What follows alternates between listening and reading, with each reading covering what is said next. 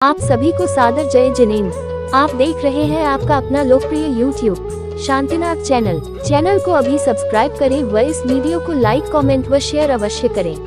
मंगलम पंच परमेष्टि मंगलम तीर्थंकरम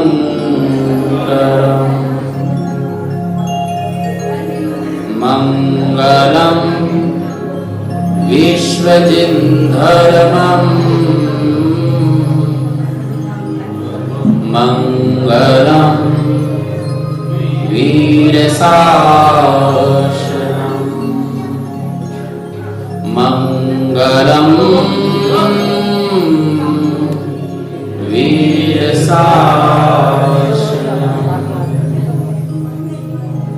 यदर्चा भावेन प्रमुदिते मनादर्दुरिहा क्षणादासित स्वर्गी गुणिगण समगा सुखनिधि लभन्ते सद्भक्ता शिव सुख समाजं किमुतदा महावीर स्वामी नयन पथगामी भवतु मे महावीर स्वामी नयन पथगामी भवतु मे महावीर स्वामी नयन पथगामी भवतु मे। ओम ह्रीं नमो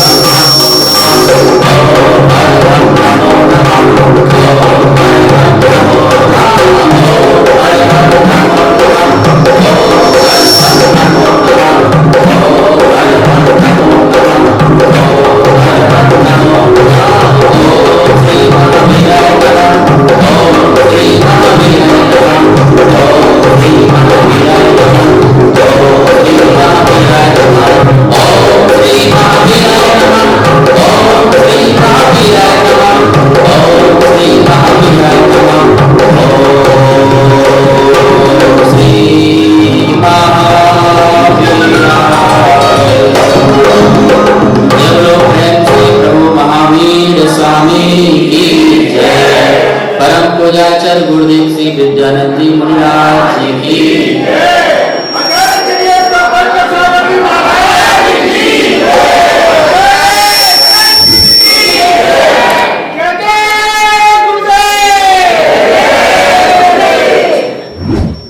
आचार्य विद्यानंद महाराज जी के चिंतन में से कुछ पंक्तियां पहले सुनते हैं। ज्ञान की पिपासा कभी शांत नहीं होती, ज्ञान प्रतिक्षण नूतन है, वह कभी जीर्ण या पुराना नहीं होता। स्वाध्याय, चिंतन, तप, संयम, ब्रह्मचर्य आदि उपायों से ज्ञान विधि को प्राप्त किया जाता है। जो चिंतन के समुद्र में पी जाते हैं, स्वाध्याय की सुधा का निरंतर आस्वादन करते रहते हैं, समय पर सुमेरु के समान अचल स्थिर रहते हैं, वे ज्ञान प्रसाद के अधिकारी होते हैं, ज्ञानवान सर्वज्ञ हो जाते हैं। हम सब लोग ही ज्ञान के पिपासु बने, जिज्ञासु बने, मुमुक्षु बने। भगवान महावीर स्वामी ने केवल ज्ञान होने के बाद यही तो हमें सिखाया है कि ज्ञान समान न आन जगत में सुख को। सुख यदि मिल सकता है तो वो ज्ञान से ही मिल सकता है। धन से सुख मिल गया होता तो बहुत ही अच्छा होता। किसी भी दुकान से खरीद लाते कि इतना लो और इतना सुख दे दो, लेकिन बड़े बड़े लोगों के पास भी अशांति रही, सुख नहीं रहा, क्योंकि सब में ज्ञान नहीं था, सच्चा ज्ञान नहीं था। तो ज्ञान ही सुख दे सकता है। किसी के यहाँ मृत्यु हो जाए तो उसे धन से तुम सुखी नहीं कर सकते हो, उसे वैराग्य वर्धक बातें बताओगे, भाई शांत हो जाओ, चला चली का मेला है, कुछ चले गए हैं, कुछ जा रहे हैं, कुछ जाने की तैयारी में है, कोई शाश्वत नहीं है। यथार्थ और सत्यार्थ ज्ञान जब मिलता है तो व्यक्ति सुखी हो जाता है। और महावीर ने सिर्फ यही किया है, केवल ज्ञान हो जाने के बाद अनवरत सुबह शाम रात दोपहर कुछ नहीं देखा, मात्र एक ज्ञान की ही लोगों में ललक डाली कि तुम्हें सुख का खजाना ज्ञान से ही मिलेगा। कैसा ज्ञान? सत्य का ज्ञान, जो है सो है का ज्ञान, जो नहीं है सो है ऐसा ज्ञान नहीं, जो है सो है। ट्रूथ, सत्य जो ज्ञान है वो आत्मा को आनंद देता है, आत्मा को सुख देता है। प्रभु को केवल ज्ञान तो हो गया। जैसे यहाँ पर लोग आज 5 बजे से इंतजार कर रहे हैं, कब आएंगे और कब सुनाएंगे। कुछ भोजन वाले समय ले जाते हैं, कुछ भजन वाले समय ले जाते हैं, पर मन में तो यही है कि कब सुनाएंगे।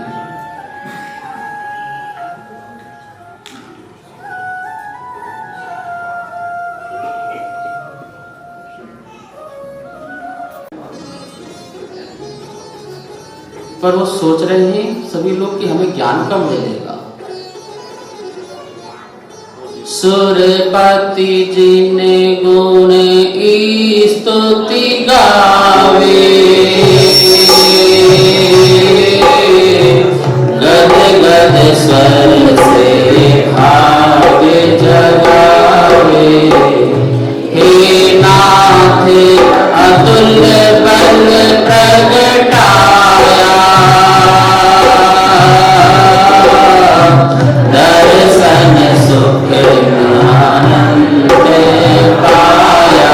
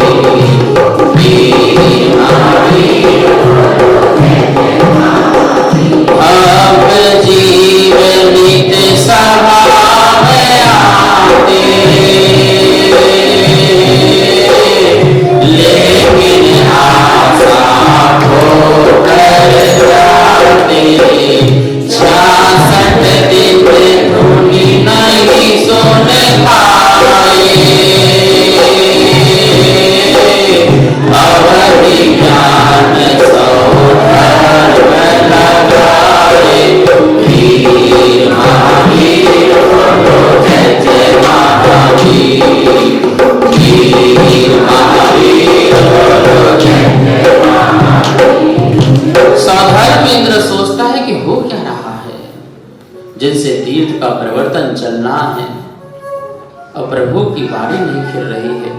भव जीव प्रतिदिन आते और प्रतिदिन चले जाते हैं, खाली आते हैं और खाली चातक की तरह उस स्वाति की बूंद को तरसते हैं कि कब बरसात होगी और कब वो बूंद जो है उसको पाकर के मैं उस अमृत का पान करके मैं तृप्त होगा। आकाश की ओर टकटकाई लगाए चातक देखता रहता है, कब वो बूंद, कब वो पानी आए। ऐसे ही भव्य जीव भी प्रभु को टकटकी लगाए देख रहे थे, आंख फाड़ देख रहे थे कि प्रभु की वाणी कब हमें खिलेगी और कब हमें मोक्ष मार्ग मिलेगा, कब सुख का खजाना मिलेगा। बिल्कुल वैसे ही जैसे किसी को चिंतामणि रत्न मिलने वाला हो। आओ चिंतामणि रत्न मिलेगा और आए और कुछ तुम आओ, पेट्रोल खर्च करके भी आओ, पैसा खर्च करके भी आओ, समय खर्च करके भी आओ और आए और किस्मत दिखाया, सब कुछ किया, कुछ मिला ही नहीं। ऐसे ही साक्षात समूह शरण लगा हो। सोचिए, सारे देवी देवता वहां बैठे, उन्हें तो क्या है, उन्हें क्या भूख प्यास लगना और उन्हें किस बात की चिंता। वो तो 10 रूप बना के एक रूप वहां छोड़ के आ जाए, अपना एक रूप बैठ के यहां बैठ जाए। विमान के जो जाति के देव होते हैं वो मूल शरीर से नहीं आते हैं, मूल शरीर तो उनका वही होता है, उत्तर शरीर बना करके यहाँ पर कहीं पे आते हैं, जहां भी जाते हैं। पर तुम्हें तो मूल शरीर से आना पड़ेगा ना, घर दुनियादारी सब छोड़ करके यहाँ आना पड़ता है, विकल्प तो पैदा हो ही जाता है। उन भव जीवों को भी हो जाता था कि घर जाना है, आते थे चले जाते थे, आते थे चले जाते थे, अब मिलेगा, अब मिलेगा, अब मिलेगा, अब मिलेगा। यहाँ साधारण में इंद्र को भी चिंता होने लगी कि प्रभु को 65 दिन तक हो चुके हैं और अभी तक वाणी खिल नहीं रही है। अवधि ज्ञान लगाते हैं, आखिर कारण क्या है। तो क्या देखा उन्होंने, गणधर बिन नहीं खिलती वाणी,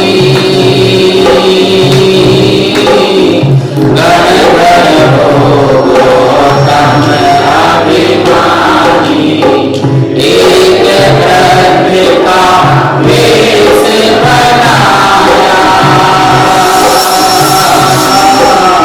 डोले डगमग जीवन पाया, गौ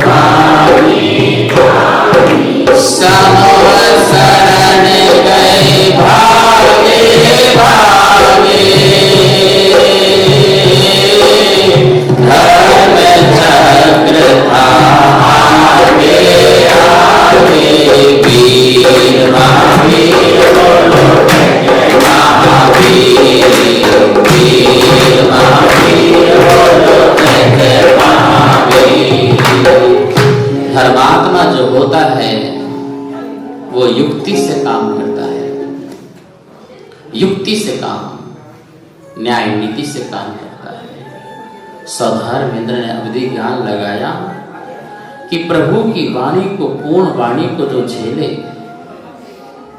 जो आगे तक लेकर के जाए भव्य जीवों तक, ऐसा महान गणधर जो होता है वो नहीं है। गणधर बोलो, गण मतलब समूह, समूह को धारण करने वाला जो होता है वो गणधर। इसे गणधर भी कहते हैं, इसे गणेश भी कहते हैं, इसे गणपति भी कहते हैं। गणपति गण का स्वामी, गणेश गण का ईश स्वामी, और गणधर जो गण को धारण, अनेकों नाम से उसे पुकारा जाता है। तो गणधर जो पूरी वाणी को सुन सकता है, कहते हैं ये भी है कि वो प्रभु की वाणी का भी अनंतवा भाग ही झेल पाते हैं, पूरी तो वो भी उतना अंश ही झेल पाते हैं, लेकिन उनमें मना पर ज्ञान होता है, वो भी श्रुत केवली होते हैं, द्वादशांग के पाठी हो जाते हैं। अंतर मुहूर्त में पूरे भाव रूप से द्वादशांग की अपने भावों में रचना कर लेते हैं, पूर्ण द्वादशांग, पूर्ण ज्ञान के धारी हो जाते हैं। सौधर्मेंद्र सोचता है कि पंचम काल आने वाला है, और यदि इसी प्रकार से प्रभु की वाणी नहीं खिली तो दिन बचे ही कितने हैं। समय कम है, काम ज्यादा है, और पूरे भारत वर्ष में नहीं, भारत के बाहर भी तो भ्रमण करना है। संपूर्ण आरखंड में भ्रमण करके जन जन को अहिंसक बनाना है, सत्य के मार्ग में भव्य जीवों का कल्याण करना है। अवधि ज्ञान से देखा कि गणधर के योग्य पात्र कौन है, तो दिखा इंद्रभूति, वेद वेदांत के पाठी, जिन्हें कंठस्थ थे, वेद वेदांत कंठस्थ थे, ऐसे इंद्रभूति गौतम अवधि ज्ञान में दिखाई दिए। ओहो, भव्य जीव तो यही है, और इसे ही आगे जिन शासन चलाना है। पर कैसे कैसे प्रभु तक लाया जाए, क्योंकि ज्ञान का भी अहंकार तो किसी को भी हो सकता है, कौन झुकने को तैयार है। धन का लोगों को इतना अहंकार नहीं हो सकता जितना अहंकार तुमको भी तो होता है। यदि कोई बताए आंटी ऐसे नहीं ऐसे, ए तू मुझे बताएगा, शांत, आज का छोरा मुझे बताएगा। यही तो हुआ था पारसनाथ के साथ, क्या हुआ था, यही तो हुआ था। अपने ही चाचा को बता दिया कि जो आप ये साधना कर रहे हो, ये साधना सही नहीं है। इतनी बड़ी शिला को लेकर के खड़े हुए हो, साधना कर रहे हो, ये सम्यक नहीं है। ये शरीर को कष्ट देने वाली साधना है, आत्मा को परमात्मा बनाने वाली नहीं है। लाल पीले हो गए, आज का छोरा छोटा सा बालक मुझे समझाएगा, शिला को ही पटकती सुनकर चलता रहा 10 साल तक। ऐसे हम भी अहंकार में एक्सेप्ट नहीं करते हैं। इसलिए महावीर कहते हैं ग्रंथ को लिखने का अधिकारी भी किसको है, जो निर्कसाई हो। इसलिए आचार्यों को ग्रंथ लिखने की बात कही गई है, क्योंकि आचार्य जो देश कुल जाति से शुद्ध हो, जिसकी परंपरा में धर्म धर्मात्मा होते रहे हैं, जिनके परिवार में धर्म धर्मात्मा होते गए हैं, उनकी परंपरा में आए हुए व्यक्ति को आचार्य पद देना, और वो जो ग्रंथ लिखे वो प्रामाणिक ग्रंथ लिखे। अन्य आचार्यों के ग्रंथों का अवलोकन करते हुए, उनकी सदृशता को देखते हुए, एकता के रूप को बनाए रखते हुए ग्रंथ को लिखे, अपने मन माजी न करे। ये जिनवाणी है, मनवाड़ी नहीं है। जो आया लिख दिया, जो मन में आया बोल दिया। तुम्हारे पास कितनी चीजों के उत्तर ही नहीं होते, तुम सुने सुनाए उत्तर रेडीमेड। बोलो क्या तैयार है तुम्हारे पास? रेडीमेड। इसका सुना ये लो, इसका सुना ये लो। जैसे हर रास्ते में हर घर में डॉक्टर मिल जाएगा, फ्री के डॉक्टर मिल जाएंगे, फ्री के सलाहकार वकील मिल जाएंगे, हुकुमचंद मिल जाएंगे। विदेशों में जाओगे तो 6 महीने की सजा है। तुमने बोला कि बुखार है, चलो ये काढ़ा पी लो, और उसने जाकर शिकायत की थी कि इसने पिलाया, अब मैं और बीमार हो गया, तो तुमको सिर्फ जेल जाना है। ठीक है? तो अब क्या डिग्री है? इस चीज के तुम स्पेशलिस्ट हो। आचार का मतलब होता है स्पेशलिस्ट। आचार का मतलब क्या होता है? वो उस चीज का स्पेशलिस्ट होना चाहिए। शिक्षा दीक्षा का स्पेशलिस्ट होना चाहिए। प्राचार्य लिखते ना, तो वो उसके स्पेशलिस्ट होते हैं। हर प्रकार के आचार होते हैं, हर क्षेत्र के आचार होते हैं। कोई इतिहास का आचार होता है, कोई व्याकरण का होता है, कोई कला का होता है, कोई शिल्प का होता है। हर चीज के आचार होते हैं, वो स्पेशलिस्ट कहलाते हैं। वो उनसे ही होना चाहिए। तो बीच में हुकुमचंद सलाहकार फ्री के मत बनो। आचार्य से कहते थे समझाओ उसी को जो समझना चाहता है। जो नहीं समझना चाहता, अब तुम यहां से घर से चल के यहां पर आए, समझने तो आएगा, इसलिए हम समझा रहे हैं। बोलो जैन धर्म जबरदस्त है, जबरदस्ती का थोड़ी है। हम जबरदस्ती आपको समझाएं, जबरदस्ती आपको बताएं। जो अपना कल्याण चाहता है, ताही सुनो भवि मन थेरे आन। जो चाहो ताही सुनो भवि मन थेरे आन। जो चाहो अपना कल्याण। जो अपना कल्याण चाहता है, जो अपना उद्धार चाहता है, वो सुने, और जो नहीं चाहता है वो घर में बैठे, दुनिया में बैठे। स्वधर्म को बड़ी चिंता हुई। धर्मात्मा को ही असली चिंता होती, ध्यान रखना। लोग बोलते मुझे चिंता, मुझे चिंता, मुझे चिंता। तुम्हें काहे की चिंता? तुम्हें संसार की चिंता। असली चिंता, असली विकल्प क्या है? अपना कल्याण, पर का कल्याण, ये असली चिंता है। बाकी जो चिंता है तुम्हें घर संबंधी, वो नकली चिंता है। वो कौन सी चिंता है? वो नकली चिंता है, वो यथार्थ चिंता नहीं है। वो चिंता जो तुम्हें है, वो तुम्हें चिता तक ले जाएगा। और जो तुम्हें धर्म की चिंता है, धर्मात्मा की चिंता है, जिन शासन की चिंता है, वो चिंता ही तुम्हें चैतन्य परमात्मा बना देगा। कितनी चिंताएं पालते हो, ध्यान रखो भैया।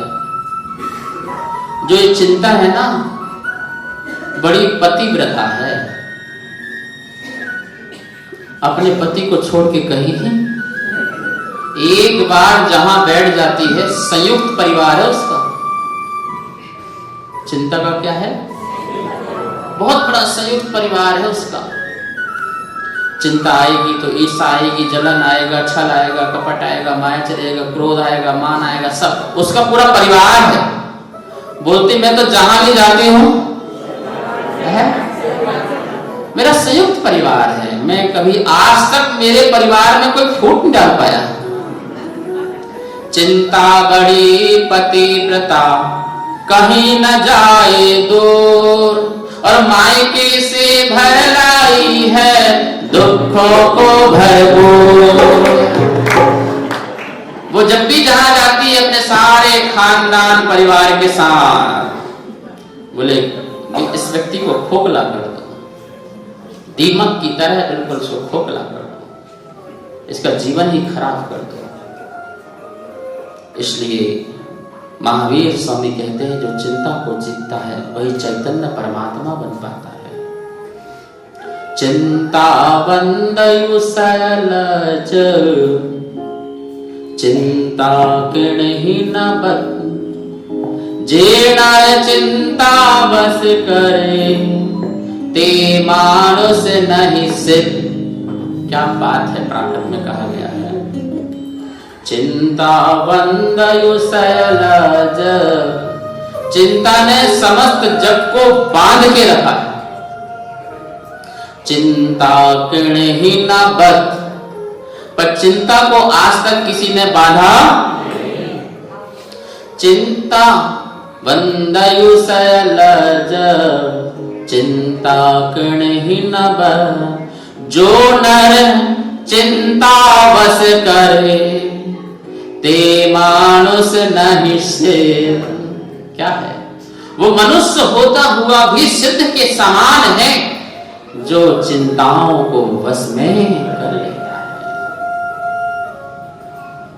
चिंता धर्मात्मा को होती है कि मैं आज मंदिर नहीं गया तो क्यों नहीं गया, आज जाप नहीं करी तो क्यों नहीं की, आज मंदिर नहीं गया तो क्यों नहीं गया, आज गुरु दर्शन नहीं किया, आज आहार नहीं दिया, आज सामायिक नहीं की, कायोत्सर्ग नहीं किया, प्रतिक्रमण नहीं किया, आलोचना नहीं किया, सद्धर्म नहीं किया, गरीबों का सहयोग नहीं किया, परोपकार नहीं किया, दया दान नहीं किया, व्यर्थ जीवन चला गया आज का। तो असली चिंता ये है।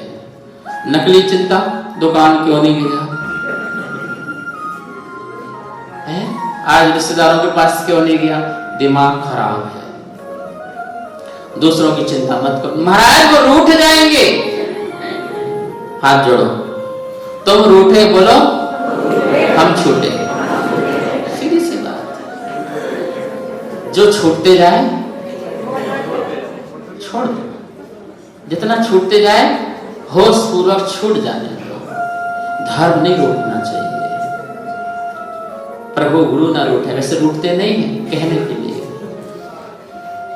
तो हमें तो अपनी चिंता आत्म कल्याण की करना चाहिए। महाराज जी इतनी देर मत छोड़ा करो ना, क्यों, वो नाराज होते हैं। अरे वो नाराज हो तो नाराज हो, यहां तो महाराज है। क्या है, वो नाराज आत्मा है और हमें तो महाराज आत्मा मिली है। एक ही दिन तो नाराज होंगे, हो लेने दो, वो तो देखेंगे रात गई, लेकिन ये रात चली जाएगी तो कुछ नहीं मिलेगा। इसमें तो सब कुछ होना है। असली चिंता स्वधर्म इंद्र को देखो, छाया सम्मित दृष्टि को भी, पंचम काल, बस कुछ ही समय बचा हुआ है। पूरे 21,000 वर्ष में रहने वाले लोगों का क्या होगा यदि प्रभु की वाणी नहीं खिलेगी। ये सब अवक्ष का सेवन करने लगेंगे, ये सब व्यसनों में फंस जाएंगे। अनंत आत्माओं का जो कल्याण होना है वो नहीं हो पाएगा। स्वधर्म ने अवधि ज्ञान लगाया।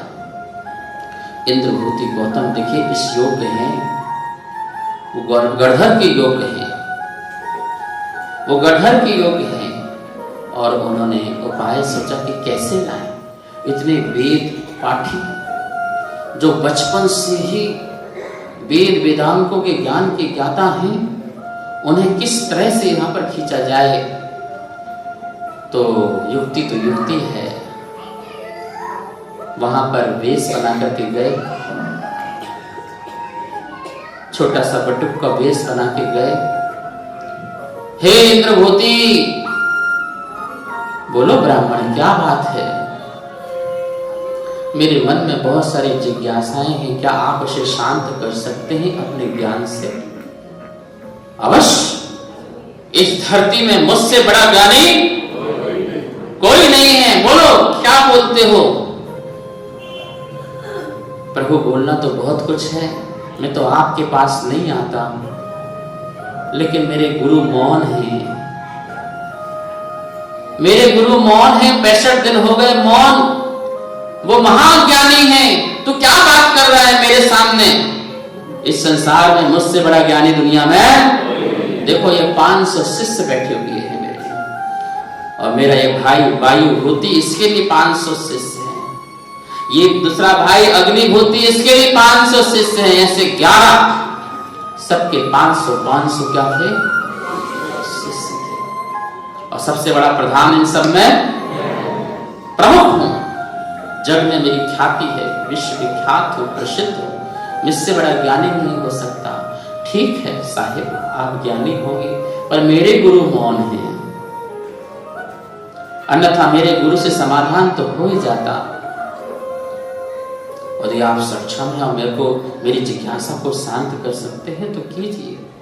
हाँ बताओ, क्या जिज्ञासा तुम्हारे मन में? त्रैकाल्यम द्रवषटकम नवपदसिद्धम जीव षटकाय लेश्या पंचाने चास्तिकाया। इस प्रकार से उन्होंने श्लोक पढ़ा। षट द्रव्य क्या होते हैं, नौ पदार्थ क्या है, शब्द तत्व क्या है, षटलेश्या क्या है, काल कितने हैं, अस्तिकाय क्या है। जब इस प्रकार के शब्दों को बोला तो अरे ये शब्द तो मेरे ध्यान में नहीं आया, ये शब्द ही अलग लग रहे हैं। ध्यान रखना, जैन दर्शन के बहुत टेक्निकल वर्ड है और बहुत ही वैज्ञानिक शब्द हैं, और उन शब्दों को हमें समझना चाहिए। आचार्य गुरुवर विद्यानंद महाराज जी कहते थे, कम से कम यदि आपको उच्च कोटि का ध्यान करना है तो 4-5 हजार शब्दों का ज्ञान जरूर होना चाहिए, अन्यथा आपका ध्यान टिक नहीं सकता। वो बहुत सुंदर बात कहते थे, यदि बाल होंगे तो जूड़ा बनेगा ना, अब बाल ही नहीं तो घुमाते रहो, जुड़े भी बनना है। इसी प्रकार बहुत सारा ज्ञान होगा शब्दों का, तो ध्यान में मग्नता आएगी, लीनता आएगी, लवलीनता आएगी। शब्दों के साथ खेलोगे, उसके साथ बैठोगे, उठोगे, चिंतन करोगे, आनंद लोगे, ध्यान लगेगा। तुम्हारे पास कुछ है ही नहीं तो तुम ध्यान क्या करोगे? तुम्हारे पास कुछ नहीं है, आलतू फालतू के शब्दों का संग्रहालय कर लिया है, वो केवल इकट्ठी कर ली है, उससे करोगे क्या? अनिकांत वा, श्याद वा, इस प्रकार के शब्दों का उपयोग किए। अरे ये क्या है, ये कौन से सुना रहे हो? मन ही मन, उनको नहीं बोला, क्योंकि यदि ऐसा बोल देंगे तो गड़बड़ हो जाएगा। मन में आया कि इसका चेला इतना समझदार है, इसका गुरु, पर झुके तो झुके कैसे? ज्ञान झुकने नहीं देता है, सब में ज्ञान झुकता है। यदि मुझे ज्ञान का मद पैदा हो जाए तो ये बहुत बड़ा मद कहलाता है। शास्त्रों में लिखा है कि ज्ञान फल के समान होते हैं। जब पेड़ में फल लगते हैं तो पेड़ झुकता है। क्या होता है? झुकता है। और फल नहीं होते हैं तो वो अकड़ते हैं। ज्ञान बिल्कुल वैसे ही है, फल की तरह। यदि आपके पास सच्चा ज्ञान आया है, तुम्हारे में नम्रता आना चाहिए, विनम्रता आना चाहिए। कोई एक बार क्या 1000 बार ये पूछे, उसे प्यार से समझो, उसे प्यार से बताओ, डांटो नहीं, फटकारो नहीं, अहंकार मत करो। ये श्री जी की वाणी है, ये प्रभु की वाणी है। इसे समझाने का 100 बार प्रयास करो। जब तक उसका आत्म कल्याण ना हो जाए तब तक लगे रहो, करते रहो। कभी ना कभी तो नैया उसकी पार हो ही जाएगी। कोई शब्द तो समझ में आएगा और कल्याण हो जाएगा। तेरा गुरु कहाँ रहता, पहले मुझे ये बता। साहिब कुछ दूरी में ही तो है, पर मौन है, वो नहीं देता। नहीं नहीं, तू कौन होता है? मैं तेरे गुरु को आंसर दूंगा, समाधान दूंगा। मन ही मन सौधर्मेंद्र सोच रहे थे, हम चाहे तो यही रहे थे। सी साहिब चलिए, शीघ्रता कीजिए, जो काम करना था वो तो हो गया। लाठी टेकते टेकते टेकते आगे सौधर्मेंद्र बटुक का रूप बनाते बनाते आगे बढ़ रहे थे। और वहां पर इंद्रभूति 500 शिष्यों के साथ दल बल के साथ चल रहे थे। विपुलाचल पर्वत की ओर राजगृह, प्रथम दिव्य देश नाम स्थान, जहां के राजा, बोलो, राजा श्रेणी, रानी चिन्ना, न्यायप्रिय राजा, वो ही वहां पहुंच रहे थे। रानी चिन्ना की प्रेरणा, जिसे धर्म मार्ग में लगा दिया। धर्म पत्नी वही होती है जो पति को भी धर्म मार्ग में लगा करके स्वयं भी धर्म में रहे। रानी चिन्ना ने वो कर्तव्य निभाया, दृढ़ता के साथ निभाया, समता के साथ निभाया। कभी विपरीत आचरण हो तो थोड़ा सा समता रखो, धीरज रखो, अपनी त्याग तपस्या पर विश्वास रखो, अपनी साधना पर विश्वास रखो, संयम रखो। तुम्हारे आचरण का प्रभाव जबरदस्त होना चाहिए। हर कोई पिघल सकता है, यहाँ पत्थर पिघल जाता है, फिर तो ये मानव है, ये भी पिघल जाएगा। धीरज रखो।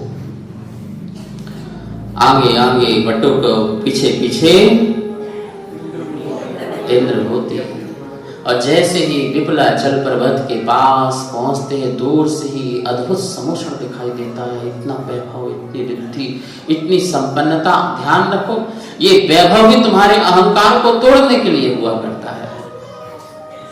इसलिए होता है कहीं तुम्हें अपने वैभव पर अहंकार न हो जाए, इसलिए समोषण की इतनी विशाल रचना होती है। तुम छोटे से एक दो रत्न पाकर के बड़े खुश होते हो, वहां तो रत्न ऐसे ही बिखरे पड़े रहते हैं। नील मणि रत्न में समोषण की रचना होती है। द्वार में मणि हीरे मोती ऐसे ही लटकते रहते हैं। वहां तो इतना दिव्य, इतना सुंदर समोषण की कल्पना की गई है, जबरदस्त, कि यहाँ पर अरबपति भी आए, सेठ भी आए। महावीर स्वामी का समोषण आया हुआ था तो एक सेठ बड़ा अहंकारी था, बड़ा वैभव को लेकर के सब जा रहे थे, तो मैं भी जाऊंगा।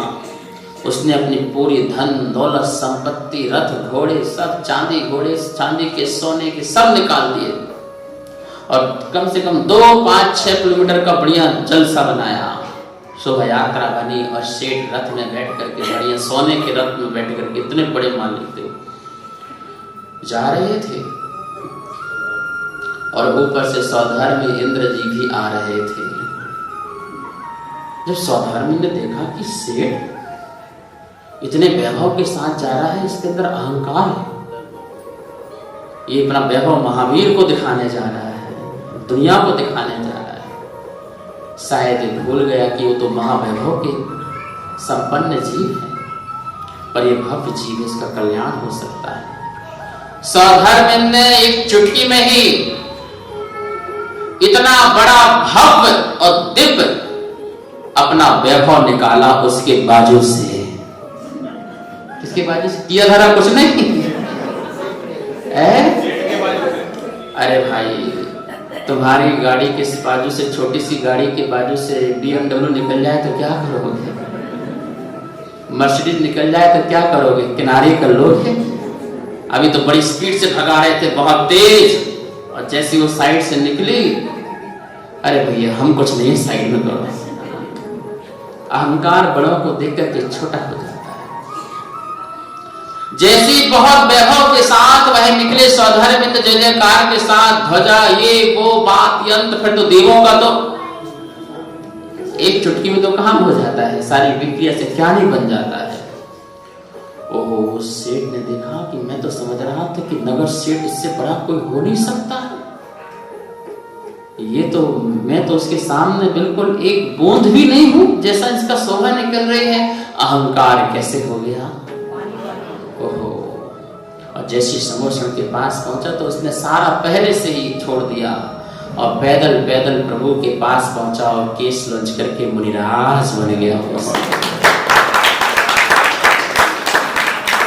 यहाँ इंद्र भूति भी चल रहे थे और जैसी दूर से दिव्य भव्य समोषण अहो आहा आहा आहा करते करते, और जैसे समोषण के पास पहुंचे, सीढ़ी के पहले मानस स्तंभ को देखा, विशाल मानस स्तंभ, इसमें जिन बिंब रखे हुए थे। प्रभु भी दूर से दिख रहे थे और मानस दम्भ भी दिख रहा था। गर्दन को ऊपर झुकाया और देखा प्रभु क्या वीतरागता है, क्या शांत मुद्रा है, क्या आनंद है। मैं किस अहंकार में पश्चाताप के आंसू झरझर झरने लगते, मानो अभी आंसू बिल्कुल नदियों की तरह बह जाएंगे, ऐसे गौतम की हालत हो गई।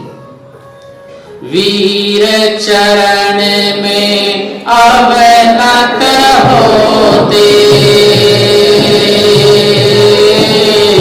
गद गद स्वर में बोले रोते, हाय मैं कैसे निज को भूला, अज्ञानी था फिर भी भोला, बाया डंबर सब तज दीना,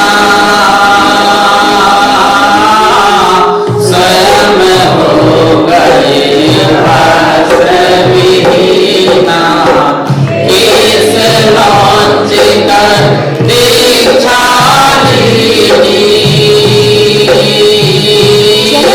सब्सक्राइब करें, लाइक कमेंट और शेयर अवश्य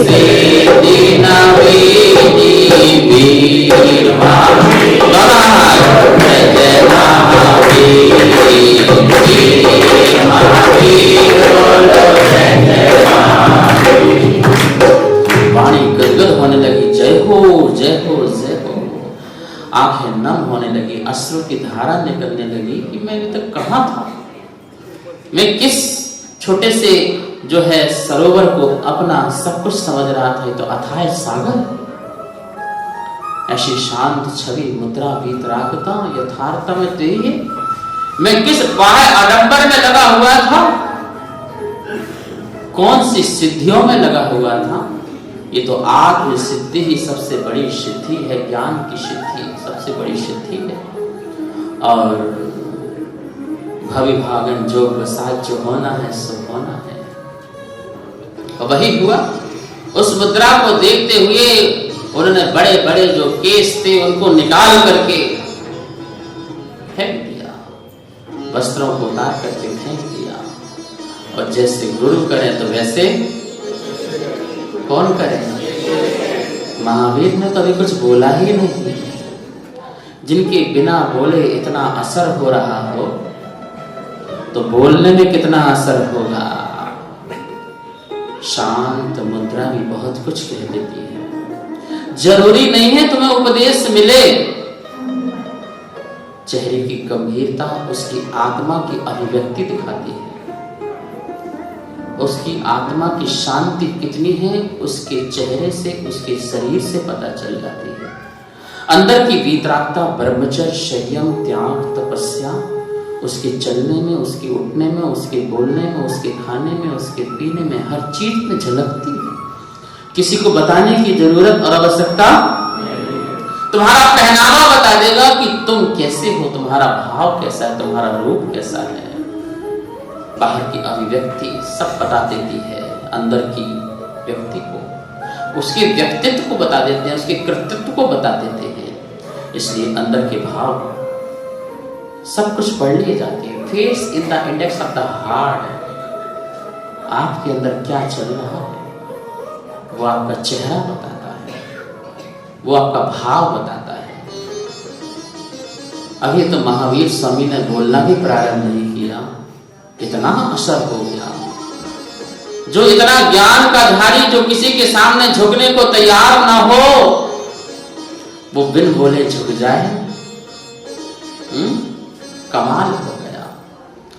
केश लौंज, बाह्य आडंबर को छोड़ करके इंद्रभूति गौतम महावीर के चरणों में जाके शांत भाव से बैठ जाते हैं। जैसे उनको इस चीज की बहुत बड़ी तलाश थी जो बहुत मुश्किल से मिली हो। भाव भाव में भटक रहे हो इसकी तलाश के लिए, जैसे अमृत ही मिल गया हो। और ऐसे गौतम वहां पर अपने 500 शिष्यों के साथ बैठ गए। समय बीत गया, समय बीत गया और वायु भूति सोच रहा है कि मेरा भाई अभी तक आया क्यों नहीं? वो तो वाद विवाद के लिए गया था, चलो मैं देखता हूं। तो वो भी 500 के साथ, और वही हालत हुई जो हालत किसकी हुई? वायु भूति की हुई। समय बीता, अग्निभूति बोल रहे हैं ये क्या हुआ? दोनों गए, दोनों वहीं रह गए। कोई कहीं परेशानी में तो नहीं, कोई तत्व चर्चा में फंस तो नहीं गए, चलो मैं देखता हूं। तो अग्निभूति भी 500 शिष्यों के साथ समूह शरण में वो भी पहुंच गए। ऐसे करते करते 11 की 11 गणधर बन गए। कितने?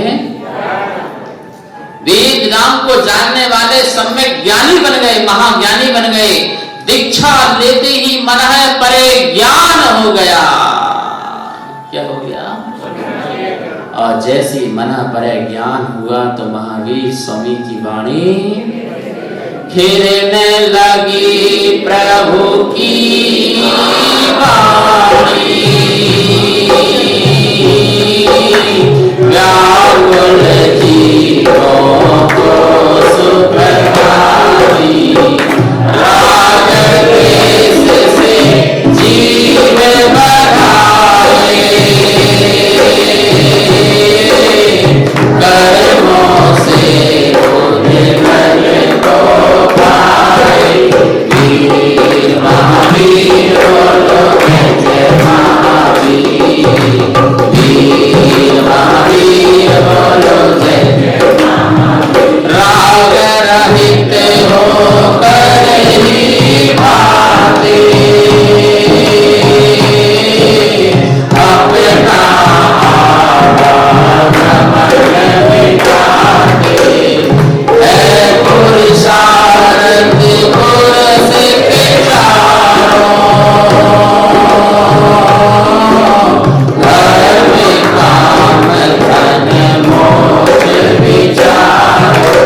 सबसे पहला धर्म कहाया, शेष दीन का हेतु बताया। धर्म सहित हो किया सारी, धर्म से ही आसक्ति बीमारी। निश्चय जीवन हमारे दिलाए, बदले खुद कर की पर जाए। द्रव्य बयाए भेद दिन जाना, समवित ज्ञान चरित से बताना। धर्म मूल है प्राणी सेवा, धर्म सार्वकालिक है मेवा। गुण प्रधान दिन धर्म कहाया, गुण प्रगटाना लक्ष्य बनाना। वीर महावीर बोलो जय महावीर, वीर महावीर बोलो जय महावीर। महावीर स्वामी की दिव्य ध्वनि कीर्ति है।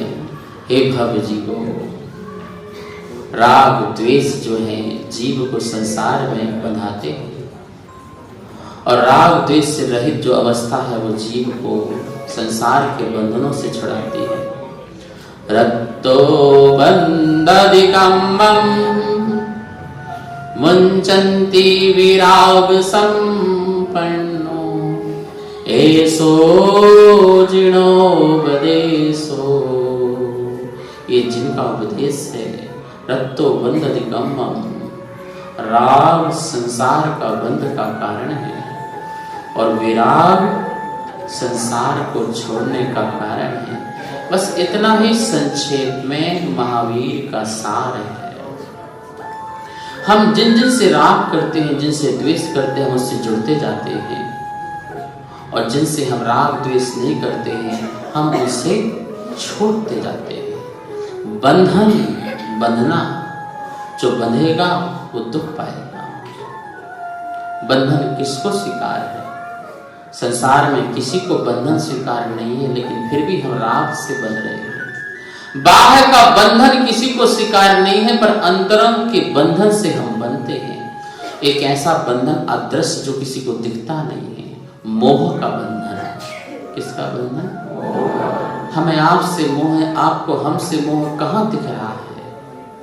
मोह कहाँ दिखता है? वो अदृश्य बंधन है। बोले उस अदृश्य बंधन को तोड़ना ही निर्बंधन होना है। वह वैराग्य कहलाता है जो अंतरंग से वो बंधन को तोड़ दिया जाता है। अभी भी हम तुम्हारे सामने है, तुम हमारे सामने हो, लेकिन बीच का बंधन टूट गया। अब तुम कहीं भी रहो, जंगल में रहो, भीड़ में रहो, एकांत में रहो, अब कुछ असर नहीं पड़ता है, क्योंकि आपने अदृश्य का बंधन जो था वो दृश्य के बंधन को तोड़ना बहुत सरल। लोग तो वैसे रूठ करके बंधन तोड़ देते हैं। हम न रखेंगे तुम्हारी गलियों में कदम, आज के बाद जब ठोकर लगती है तो बच्चे को पता चलता है। नहीं रखो, उससे क्या असर है? मत देखो चेहरा, मत जाओ उसकी देहरी में। लेकिन प्रभु तुमने बंधन तो तब भी नहीं तोड़ा। तुमने अभी राग का बंधन तोड़ा था, द्वेष का बंधन तो कितना मोह प्रबल है भाई। सोचो विजेंद्र जी, कितना मोह प्रबल है। क्या बोलते मोह में? मेरे मित्र, बोलो मेरे शत्रु, शत्रु को भी मेरा बोलता है। क्या मोह है, देखो मोह प्रबल। स्वामी जी मोह की प्रबलता देखो। ये तो कहता है कि मेरा परिवार, मेरा घर, मेरा द्वार, मेरे मित्र, मेरे सखा, और जिससे द्वेष रखता है तो उसको भी क्या कहता है? ये भी है, ये भी मेरा शत्रु, मेरा दुश्मन, ये भी मेरा है। तो बंधन तो तुम्हारा उससे भी है। इनसे राग का था और उससे अदृश्य बंधन है, बंधा हुआ है। और महावीर स्वामी कहते तुम्हें कुछ नहीं छोड़ना है, जो अदृश्य बंधन है सिर्फ उसे छोड़ना है। तुम जहां हो वहां रहो, तुम जैसे हो वैसे रहो, कोई असर नहीं पड़ता है, पर एक बंधन छोड़ दो। माता जी 96 में घर छोड़ा, सिर्फ 2 ही महीने हुए थे, तो गुरु जी का प्रवचन चल रहा था कि देखो तुम्हारे पास है क्या? वो चक्रवर्ती देखो, कैसा चक्रवर्ती जिसने 96,000 रानियां छोड़ी, जिसने करोड़ों घोड़े छोड़े, जिसने करोड़े हाथी छोड़े, इतना सारा वैभव गिनाया। मैं तो लिस्ट ही बनाते रह गया, पर मेरा मन घबरा गया। अभी तो 2 महीने तो हुए थे संघ में भर्ती हुए। मैं पूज्य श्री के पास गया, गुरुदेव नाराज ना हो तो इस बालक का एक समस्या है, एक प्रश्न है, बोलो क्या बात है? आपने कहा इतनी रानियां छोड़े, इतने घोड़े छोड़े, इतने हाथी छोड़े। मेरा तो इतना ही सही प्रश्न है कि जब ये सब छोड़े होंगे तो रास्ते में रोड में जाम लग गया होगा। बालक बुद्धि थी ना, मैं तो यही बोलूंगा। अरे ऐसा नहीं है तो कैसा है? रानी तो आज भी रनवास में है, अंतःपुर में है, घोड़े तो आज भी अश्वशाला में है, हाथी तो आज भी गजशाला में है। फिर छोड़ा क्या? बस इतना ही तो छोड़ा कि ये मेरे थे, मैं इनका था। कौन सा भाव छोड़ा? मैं आज तक मानता था कि ये मेरे थे और मैं इनका हूं। ये भ्रम बुद्धि थी। बस इस मोह की बुद्धि को छोड़ दिया कि ना ये मेरे ना मैं, जो जहां है वो वहां है। कुछ छूटता थोड़ी। महावीर स्वामी से किसी ने कहा कि प्रभु आपने तो बहुत कुछ छोड़ दिया, इतना धन दौलत संपत्ति घर परिवार वैभव राजपाट ये सब आपने छोड़ दिया। तो महावीर क्या कहते हैं, कुछ होता तो छोड़ता। क्या बोले? बोलो, तो क्यों अहंकार करते हो? मेरा मेरा मेरा मेरा करते हो। महावीर ने एक ही उत्तर दिया कि कुछ होता, जब कुछ था ही नहीं तो छोड़ना। हम तो मोह से बांधते हैं, राग से बांधते हैं। हमें कोई थोड़ी पकड़ता है। किसकी ताकत है हमें पकड़ने की? हम ही लोगों को पकड़ते हैं। हम धन को पकड़ते हैं, हम परिवार को पकड़ते हैं, परिग्रह को पकड़ते हैं। कोई हमें पकड़ता। एक महिला मेरे पास आई, बोले महाराज मैं बच्चे से बड़े परेशान हूं, कोई उपाय बताओ। सुनता नहीं बच्चा, बड़ा परेशान हूं, बहुत दुखी हूं। अरे आप भी दुखी हो? सिर्फ वो थोड़ी परेशानी में तुम्हारी कहानी बता रहा है, तुम्हारी शंका का समाधान कर रहा हूं। बहुत परेशान हूं अपने बच्चे से। बोले अच्छा, तो मैं तुम्हारी समस्या का समाधान कर देता हूं, पर एक प्रश्न का आंसर दो। बोले क्या? सच बताओ, बच्चे से परेशान हो कि बच्चे के मोह से परेशान हो? बोलो चक्रवर्तियों, पड़ोसी अड़ोसियों, है किससे परेशान हो?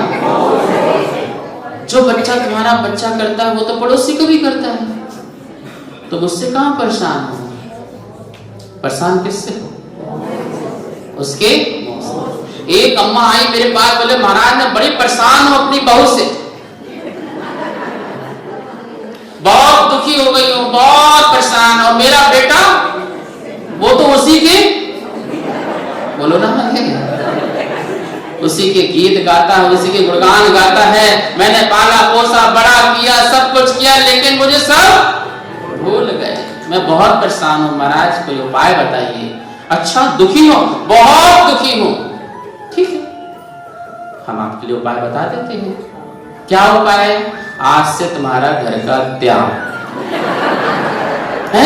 नहीं महाराज, वैसे तो बहुत बहुत अच्छी है महाराज, पिछले भाव में मैंने मोती दान दिए होंगे, ऐसी बहू हुई है बस। वो तो कभी कभार जब 4 बर्तन होंगे तो वो प्रवचन मुझे देने लगी। कमाल हो गया महाराज जी। बेटा के कुछ का बहुत ध्यान रखता है, बहुत ध्यान रखता है। आदमी दुख बताता है, दुख से निकलना नहीं चाहता है, क्योंकि उसे वो दुख ही अच्छे लग रहे हैं। वो सुख की चर्चा करता है, सुख चाहता है, लेकिन करता तो दुख का ही काम है। दुख से निकलना नहीं चाहता है। महावीर स्वामी कहते हैं तुम वही रहो, वही रहो, कोई बात नहीं। उस कीचड़ में रहो, कोई बात नहीं। कीचड़ में तो कमल भी तो खिलता है, तुम कमल की भांति रहो। अदृश्य मोह का जो बंधन है उसे तोड़ दो। परमाणु मात्र ही मेरा नहीं है, मेरा कभी ना हो सकता था, ना है, ना होगा। इस बात को तुम स्वीकार कर लो। अगर तुम जहां रहो मस्ती के साथ रहो, कोई दिक्कत नहीं पड़ता, कोई फर्क नहीं है। लेकिन तुम कीचड़ में कमल की तरह नहीं रहना चाहते हो, तुम कीचड़ में कमल की तरह खिलखिलाना नहीं चाहते हो, तुम कीचड़ में कीड़े की तरह बिलबिलाना चाहते हो। बोलो कीड़े बनना है या कमल बनना है? बोलो अड़ोसी पड़ोसी भगवान के, बोलो कमल बनना चाहते हैं। कमल क्या होता है? हर स्थिति में, हर परिस्थिति में खिलखिलाता है, मुस्कुराता है। आंधी आए, तूफान आए, कुछ भी आए, पानी घटे पानी बढ़े उससे क्या, वो तो खिलखिलाता है, मुस्कुराता है। ऐसे ही तुम अपने परिवार में कोई भी प्रतिकूलता आ जाए, कोई भी परिस्थिति सामने खड़ी हो जाए, बड़ा से बड़ा दुख का पहाड़ भी आ जाए, चेहरे की मुस्कान गायब मत करो, मुस्कुराते रहो, मुस्कुराते रहिए, सुखी रहोगे, स्वस्थ रहोगे, मस्त रहोगे। लेकिन तुम्हारी आदत क्या है, तुम जो सुख है उसे नहीं देखते हो, जो सुख का कण है उसे नहीं देखते हो, तुम्हें दुख दिखाई देते हैं, सुख। एक महिला बड़ी परेशान, बोले महाराज मेरे पति को समझाओ ना। मैंने क्या समझाओ, मंदिर नहीं आते। मैं बड़ी परेशान हो गई, बोल बोल के परेशान हो गई, आते नहीं। और अभी भी देखो ना, आए हैं स्कूटर में, बाहर खड़े हैं और अंदर नहीं आए।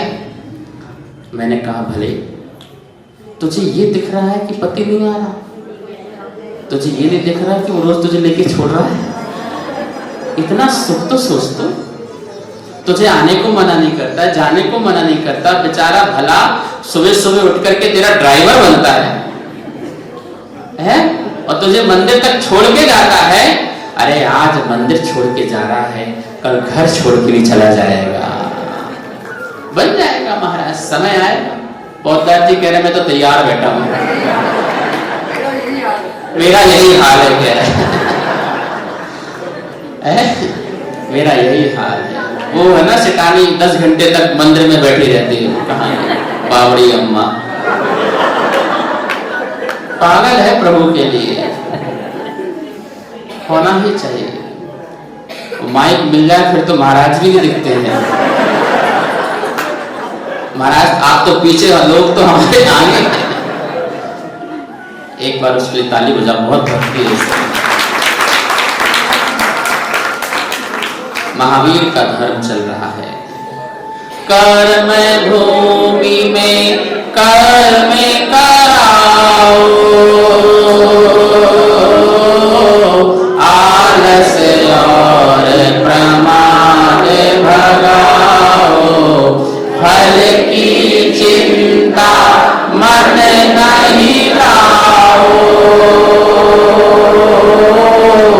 दान्यासो भोग्या फल पाओ, पुण्य पाप दोनों को छोड़ो, धर्म से ही जीवन को जोड़ो, कारण की चढ़ का जल जानो, जल से ही हो सच प्रमाणो, दुराचरण भी मन स्वीकारे, निर्मल मन ही पार उतारे, जल को यदि हम गर्म कराए, घटे शीतल जल पाए, गर्म नीर भी अग्नि में डाला, तो भी झट बुझ जाए ज्वाला, आत्महित पुरुषार्थ कराए, सर्वोदय तीरथ प्रगटाया, पुण्योदय अभिजन खाया, धन गण धन सब फिर दीवानी, निज भाषा में समझे प्राणी, वीर महावीर बोलो जय जय महावीर, वीर महावीर बोलो जय जय महावीर, वीर महावीर बोलो जय जय महावीर। क्या सुंदर भगवान महावीर स्वामी बोलते हैं, हे भव जीवो, ये कर्म भूमि है, इसमें आलस प्रमाद नहीं चलेगा, पुरुषार्थ करना पड़ेगा, हर समय जागरूक रहना पड़ेगा। और आप आलसी प्रमादी करोगे तो समय बहुत बर्बाद हो जाएगा। पुरुषार्थ करो, यहाँ श्रम से सब कुछ मिलता है। इसलिए जैन साधु को श्रवण कहते हैं। श्रवण, जो हर पल हर समय श्रम करते हैं वो श्रवण कहलाते हैं। फल की चिंता मत करो, तुम अपना कर्म करो, तुम अच्छा करो, अच्छे से अच्छा करो, बेहतर करो, बढ़िया से बढ़िया करो। जो होगा जो फल मिलेगा सो मिलेगा। करता सो भोगता, जो करता है वो अवश्य भोगता है। इस जन्म में ना सही पर भव में मिलता है। इस जन्म में ना सही पर भव में मिलता है। अपनी अपनी करनी का फल सबको मिलता है। अपनी अपनी करनी का फल सबको मिलता है। इस जन्म में ना सही पर भव में मिलता है। इस जन्म में ना सही पर भव में मिलता है। अपनी अपनी करनी का फल सबको मिलता है। अपनी अपनी करनी का फल सबको मिलता है। चैनल को अभी सब्सक्राइब करें व इस वीडियो को लाइक कमेंट व शेयर अवश्य करें।